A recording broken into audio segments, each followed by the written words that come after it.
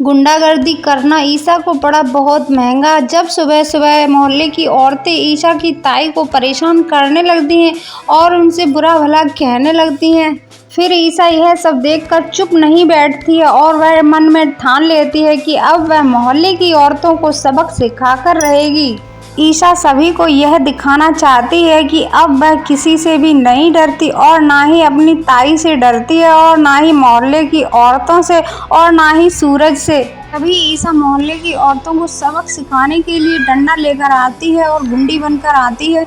तभी मोहल्ले की कोई एक औरत पुलिस को फ़ोन कर देती है और ईशा को बिल्कुल भी पता नहीं होता है कि यहाँ पर पुलिस आने वाली है और तभी वहाँ पर लेडीज़ पुलिस आ जाती है और ईशा को गुंडागर्दी करते हुए महिलाओं के साथ देख लेती है। और तभी मोहल्ले वाले पुलिस को बताते हैं कि कुछ दिनों से ईशा हमें बहुत ही ज़्यादा परेशान कर रही है और साथ ही उसका पति सूरज भी गुंडागर्दी करता है। अब तो यह ईशा भी उसकी पत्नी है जो वह भी हमारे साथ गुंडागर्दी करने लगी है और हम सभी के साथ लूटपाट जैसी हरकत भी करने लगी है। और तो और एक ठेले वाले की सब्जी को फ्री में लूटकर अपने घर में ले गई थी। ईशा सूरज को सुधारने के चक्कर में बहुत ही बड़ी मुसीबत में फंस जाती है और अब शायद ईशा को पुलिस स्टेशन भी जाना पड़ सकता है क्योंकि पुलिस ईशा को पुलिस थाने लेकर जाने वाली है। यह सब देखकर सूरज बहुत ही ज़्यादा घबरा जाता है और वह ईशा को बचाने के लिए पुलिस वालों के सामने हाथ जोड़कर माफ़ी मांगने लगता है और कहता है कि माफ़ कर दीजिए साहब, इससे गलती हो गई, आइंदा से अब ईशा ऐसा कुछ भी नहीं करेगी और ना ही मोहल्ले की औरतों को परेशान करेगी और ना ही यह लूटपाट करेगी। और साथ ही ईशा के ससुर भी पुलिस वालों से माफ़ी मांगने लगते हैं और वह कहते हैं कि आइंदा से अब ईशा से ऐसी कोई भी गलती नहीं होगी, लेकिन पुलिस वाले नहीं मानते हैं और ईशा को पुलिस स्टेशन लेकर जाने वाले होते हैं। और जब मोहल्ले वालों को यह खबर लगती है कि ईशा को पुलिस स्टेशन लेकर जाया गया और इस वजह से ईशा की इज्जत बहुत ही ज़्यादा ख़राब हो गई और जैसे ही यह खबर गुलाब सिंह को पता चलती है कि उनकी बेटी जेल में है और वह गुंडागर्दी करने लगी है तो वह गुस्से से लाल हो जाता है और कहता है कि आखिर ईशा कैसे कर सकती है, मेरी इज्जत को उसने मिट्टी में मिला दिया।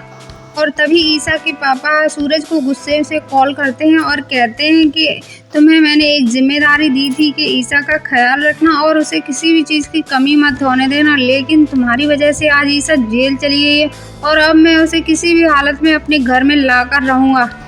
और गुलाब सिंह सीधे पुलिस स्टेशन पहुंचकर ईशा को घर लेकर आने वाले होते हैं,